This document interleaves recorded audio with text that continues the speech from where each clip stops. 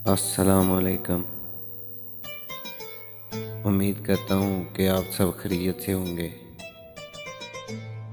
آج میں آپ کے لیے ایک دلچسپ اور عجیب کہانی لے کر آیا ہوں۔ تو ویڈیو شروع کرنے سے پہلے تمام دوستوں سے درخواست ہے کہ پلیز اس چینل کو زیادہ سے زیادہ سبسکرائب کریں۔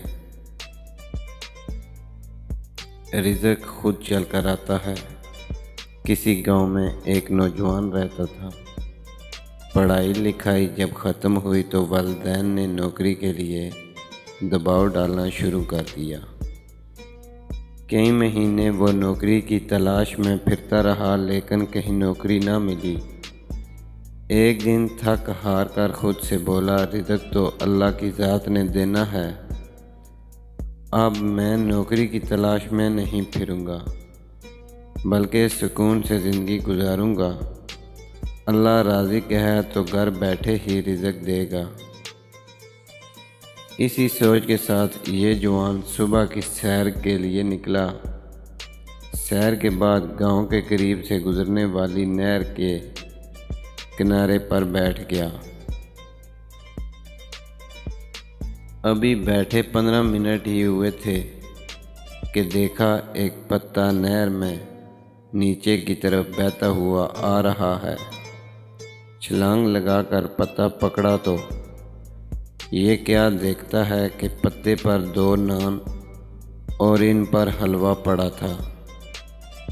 وہ خدایا، واقعی رزق تو کھانے والے تک خود پہنچ جاتا ہے۔ حلوہ کھایا، بہت لذیذ تھا۔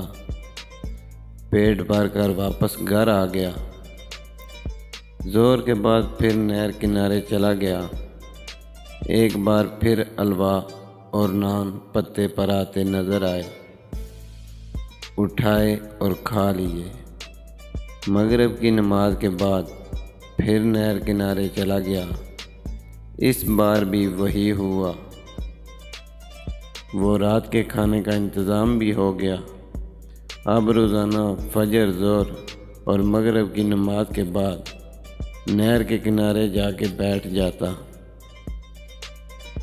اور بلا ناغہ نان اور حلوہ مل جاتے۔ یہ سلسلہ کئی دنوں تک چلتا رہا۔ ایک دن خیال آیا کہ دیکھوں کہ اللہ تعالیٰ کس طرح یہ نان اور حلوہ بھجواتا ہے۔ اسی سوچ میں صبح کی نماز کے بعد نہر کی اوپری طرف چل پڑا۔ کچھ کلومیٹر ہی گیا ہوگا کہ دیکھا ایک بابا جی ہیں جو نان اور حلوہ لیے نہر کنارے بیٹھے ہیں۔ قریب جا کر دیکھا تو بابا جی نان کے اندر حلوہ رکھتے اور پھر اس گرم گرم حلوے سے اپنی ٹانگ پر نکلے ایک پھوڑے کو ٹھکور کرتے،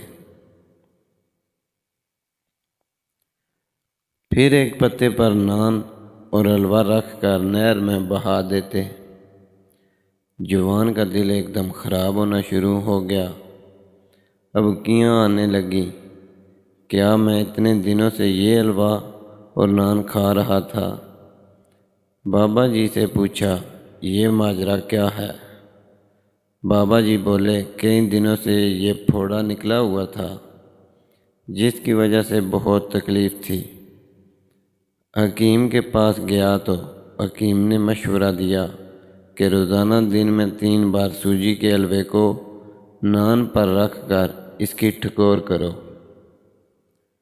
صبح میں فجر، ظہر اور مغرب کے بعد ادھر آ جاتا ہوں۔ نان اور حلوے کے ٹھکور کے بعد نان اور حلوے کو پتے پر رکھ کر نہر میں بہا دیتا ہوں تاکہ خراب ہونے کی بجائے چرند پرند اور مچھلیاں ہی کھا لیں۔ بے شک اللہ راضی ہے، رزق اللہ نے ہی دینا ہے۔ محنت اور کاہلی کے درمیان پھل کا فرق ہے۔ جو محنت کرتے ہیں انہیں پاک اور صاف رزق ملتا ہے۔ جو کاہلی میں وقت گزارتے ہیں اور حالات کے سامنے ہتھیار ڈال دیتے ہیں، رزق تو انہیں بھی ملتا ہے مگر وہ رزق جس میں قرات اور گندگی ہو۔ ہماری دعا ہے کہ اللہ پاک ہمیں ایک صاف ستھرا رزق نصیب فرمائے اور حق حلال کمانے کی توفیق عطا فرمائے۔ نیکسٹ ملتے ہیں کسی اور ویڈیو کے ساتھ، تب تک کے لیے اللہ حافظ۔